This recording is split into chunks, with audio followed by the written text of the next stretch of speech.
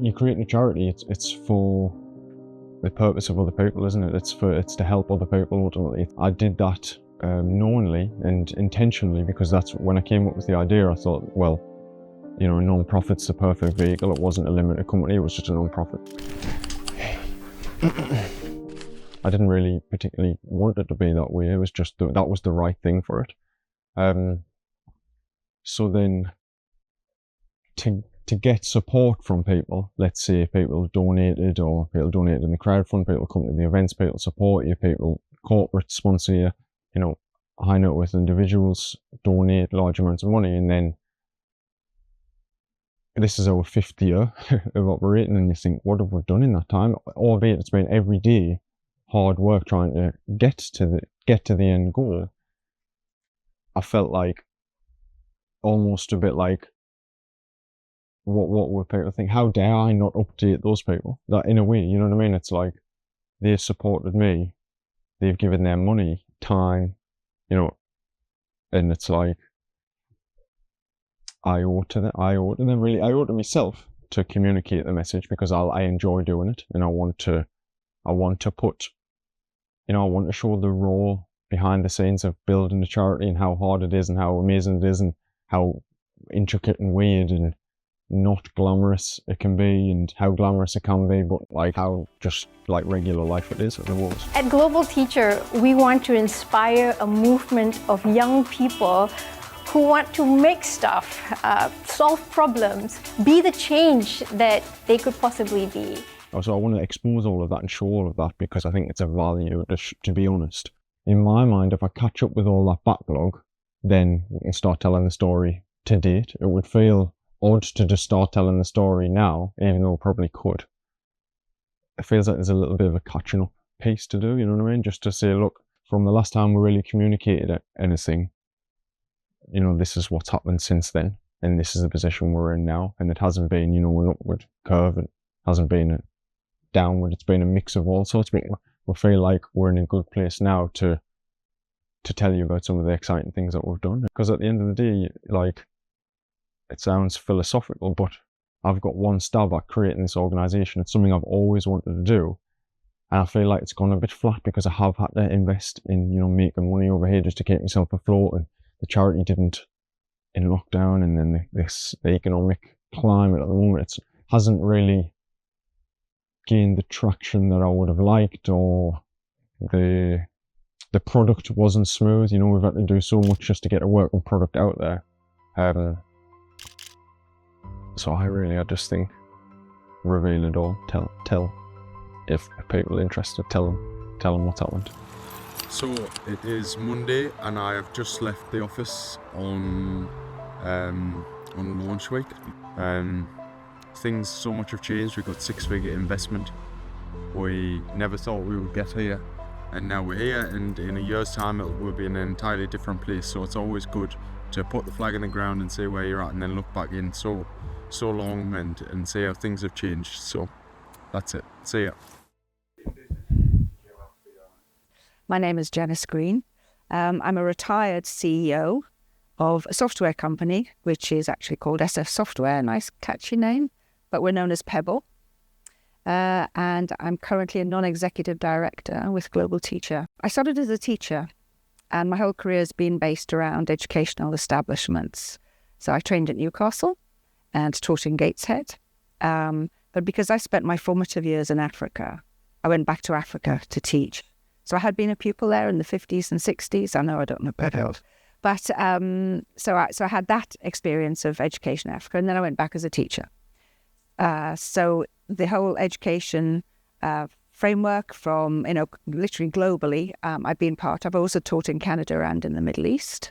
So quite a lot of experience there. So I think that probably put me in a pretty good place to understand that when I was asked to mentor Chris, I had something to offer him. I think it might have been October 2013 I first met him. So it is a long time ago. So my overriding impression of Chris was he's a very intense young man, and he was passionate about doing good in the world. That was, he felt, his responsibility. Not much idea about business or how he was going to achieve any of that, but so committed to what he wanted to do that he was happy to listen and learn. As I've explained, I knew immediately from my personal experience that his mission was worthwhile. It was definitely needed, and I felt I was in a pretty unique position to help him.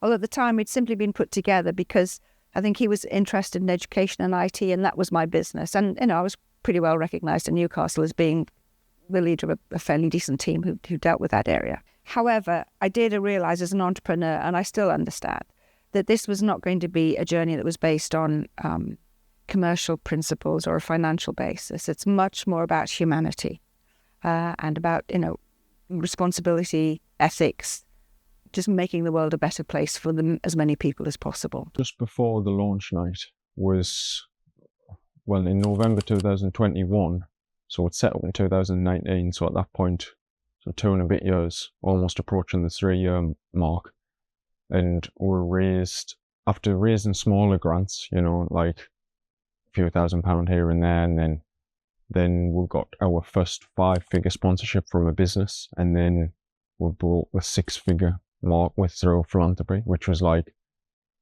it was very, very, very stressful for me to do that. I didn't struggle with it. I found it hard to put myself out there and ask for money for what I was creating. It felt like it took every ounce of everything I had just to actually, to raise over £100,000, being honest, and opening an idea that I'd come up with was a lifelong dream.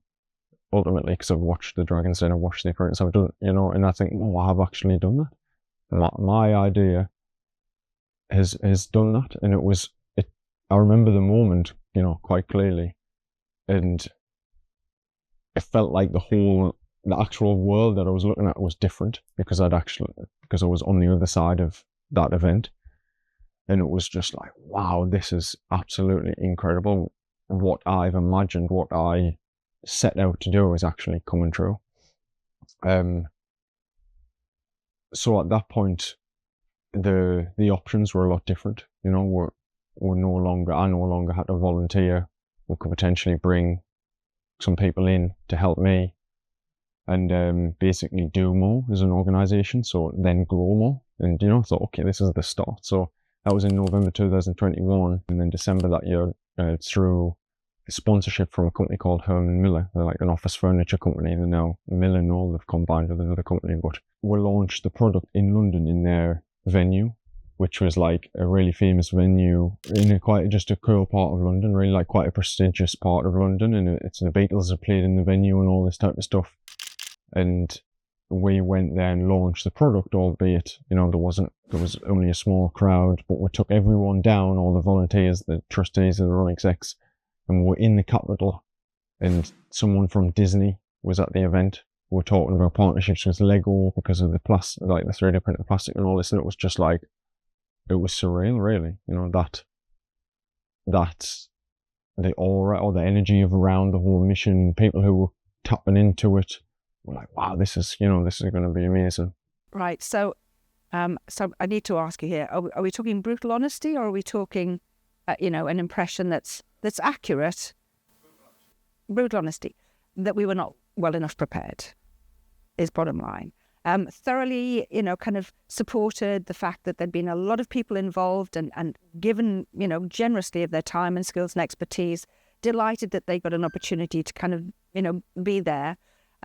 We had an audience, frankly far too small an audience for London, of people who hadn't really understood what it was, and therefore it was interesting to gauge their response to seeing it for the first time. But we really were not prepared well enough. And it was an opportunity, yes, that we should have had much more leverage out of that opportunity. As I said, though, on the plus side, it was great for morale. It kept people kind of together. They were still keen to kind of contribute. The enthusiasm was palpable. Something about it didn't feel authentic though, because we're from Sunderland. I'm from Sunderland, born in Sunderland. We started in Sunderland. You have to do a launch in Sunderland, just, without question. And arguably, well, no, definitely it's more important than the London launch event, but arguably we should have only done one in Sunderland. That was the only one that really mattered, really. Because we're born and bred here, like I said, and that's important. So anyway, we did a launch event in the Beam on the Volk site, and that went really well. Probably about 100 people came, friends, family, new people who were interested, so we managed to get the word out and get a good audience there. Thinking differently is the seed for innovation. Thinking differently is solving an age-old problem in a brand new way. It was just nice to tell, you know, all my friends were there and things like that, and for them to see me doing something that really they'd never really heard anything about, and to be there presenting in front of them was just quite a cool thing, really. There's pressure. I thought, you know, it's nerve-wracking doing it in front of people who know you as the friend, but then to see it. So anyway. Sunderland was better. I think we got more traction in Sunderland. We'd learned a lot. Chris has an amazing ability to absorb things that he needs to learn from. And he does learn, and he does actually put them into action. And for that, I give him huge amounts of credit. I really do. So yes, I thought Sunderland was great. We really did. We got some traction. We got local press, and you know, there was a lot of people in the room there that I felt had reason to be there. Whether or not, again, we managed to actually harness all that enthusiasm and really get the best from it, I think I would still say no. But at least we'd broken the ice, because the hardest sell, as you must know, is having to educate your audience first. Then you have to ask them if they want to buy it. Well, we did that. We did the education piece. I think because of that, it would be easier now to go back to them and say, do you want to buy it? Or, you know, support. So we'd had these 2 amazing events, got some good video footage from it, and there was a general buzz because we'd raised that big amount of money, and we thought, right, we can look to hire people. So I brought on a product designer to help us with the product, and then around about the same time we got this office. So we're outside of what is going to be our new office. It's really exciting, actually. Like, feels quite monumental to be moving into our own space, designing the office, doing it all low budget, but it's going to look really, really cool. So we'll show you around. So this was like basically a massive renovation project. So it was a bare office, and we worked with a couple of handymen join us just to renovate the whole place, really, to turn it into our space.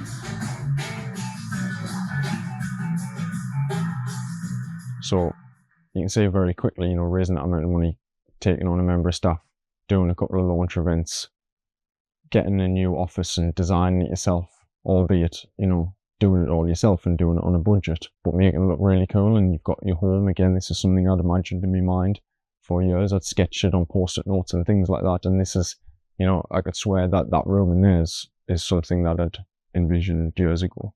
So to realise a lot of dreams, let's say, in a very short succession was like a massive, I mean, talking about like a honeymoon phase of like the organisation, it was just amazing. Not all sunshine and rainbows, but a lot of highs in that period.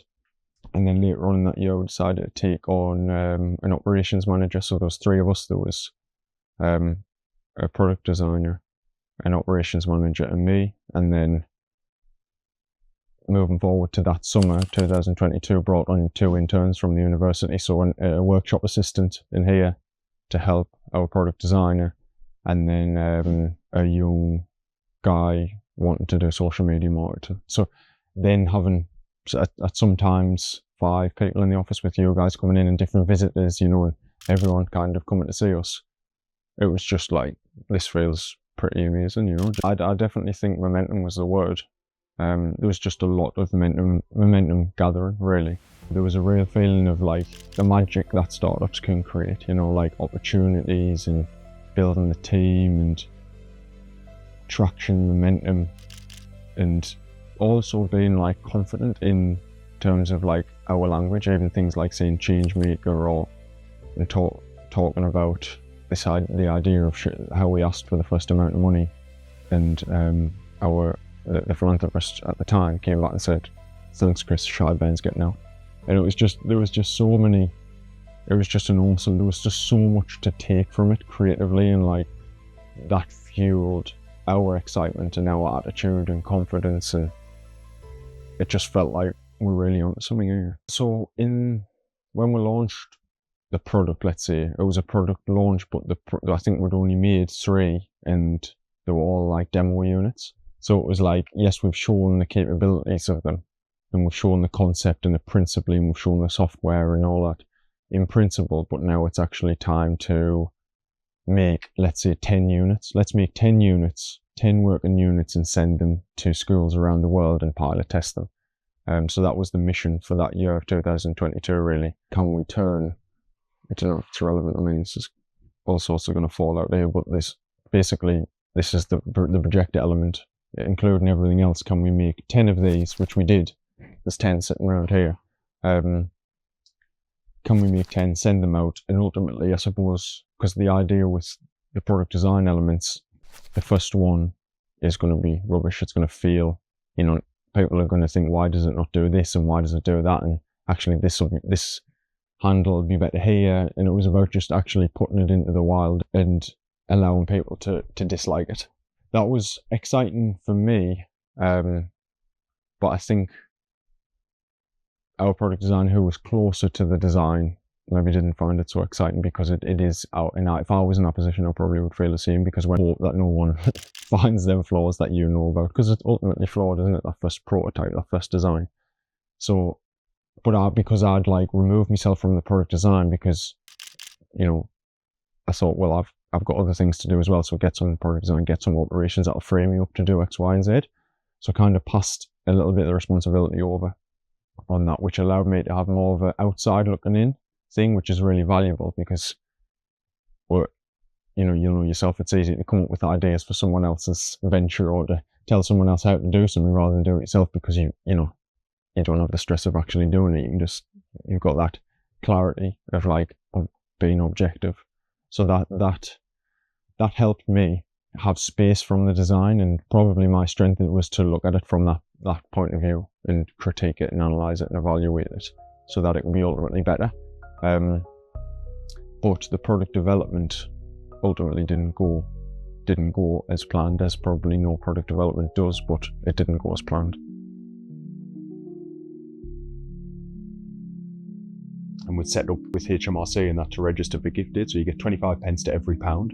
For it to not be a thing put us in a bit of a panic. I flatly refuse to let people use the word problem in my office. It's an opportunity. We both need to move past this point and get to a better place. And you can't do that if I hang on to you. From my point of view, to do that to a charity is unacceptable. The situation was just getting worse and worse.